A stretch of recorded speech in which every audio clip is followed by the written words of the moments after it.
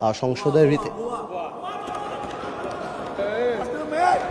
মাননীয় স্পিকার, আপনি দেখতে পারবেন এগুলি রেকর্ডেড আছে। আমাদেরকে জুলাইয়ের বিরুদ্ধে দাঁড়ানোর পায়তারা করা হচ্ছে। তো কেউ যদি আইন না বোঝে তাদেরকে বারবার বুঝে আমাদের আর লাভ নাই। মাননীয় স্পিকার, বারবার বলেই যাচ্ছি, this is void ab initio. We respect referendum.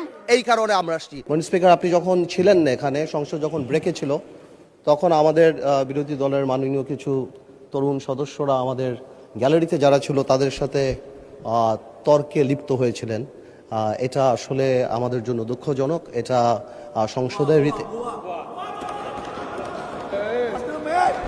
মাননীয় স্পিকার, আপনি দেখতে পারবেন এগুলি রেকর্ডেড আছে, আপনি দেখতে পারবেন। আমি এটাই বলার চেষ্টা করছি, আমি খারাপ বলছি না, আমি বলছি যে আমাদের জুলাই যোদ্ধাদের সাথে ডিল করার জন্য আরও অনেক ধৈর্যের পরিচয় দিতে হবে। আমরা আর কিছুই বলি নাই, আমি আপনাকে খারাপ কিছু বলছি। আমি বলছি যে ওনারা যেহেতু আহত, ওনারা নিহত, they paid the price, we are here. এই কারণে আমাদের সহ্য ক্ষমতা আরও বাড়াতে হবে। আমি এই ব্যাপারে এইটাই বলছি, এর চেয়ে বেশি কিছু বলে নাই। যাক, অনেকগুলি ব্যাপার আসছে। মাননীয় সংসদ সদস্য আক্তার সাহেব আমার নাম নিয়ে বলেছেন, শুধু আমি একটু আনসার করি। কোয়াজাই কনস্টিটিউশনাল ব্যাপারে একটা কথা আসছে, যে আমি বলেছিলাম কোয়াজাই কনস্টিটিউশনাল ব্যাপারটা ছিল। আসলে কোয়াজাই কনস্টিটিউশনাল ব্যাপারটা তো ছিল, এখন নেই। ওটা ছিল বলেই তো কনস্টিটিউশনের কিছু কিছু পার্ট আমরা সে সময় নিয়েছিলাম, মাননীয় স্পিকার। কারণ এই সংবিধান তো বলে নাই যে কোনো দেশ থেকে প্রধানমন্ত্রী ভেঙে গেলে কি করা যাবে।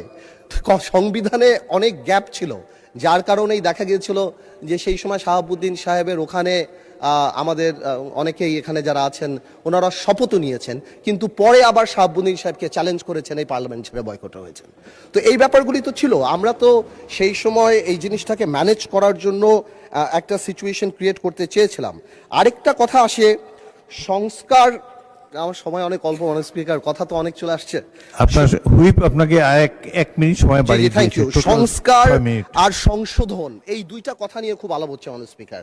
আমি এটা আসলে বুঝতে পারছি না, যে আমার মনে হচ্ছে এর মধ্যে খুব ফাইন একটা লাইন আছে, যে সংস্কার আর সংশোধন এই জিনিসটা মানে কি। এই আমরা তো চাচ্ছি যে যেই জুলাই সনদের জিনিসগুলি আসে সেগুলি পার্লামেন্টে, সেগুলি কনস্টিটিউশনের মধ্যে আসবে এবং কনস্টিটিউশনের রীতিনীতি মেনেই আসবে।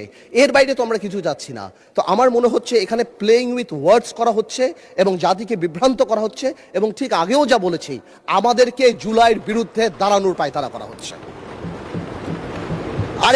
আরেকজন আমার সম্মানিত সংসদ সদস্য এখানে বলে গেলেন প্রিঅ্যাম্বল পড়লেই ওই সংস্কার পরিষদের কথা চলে আসবে। আমি মনে করি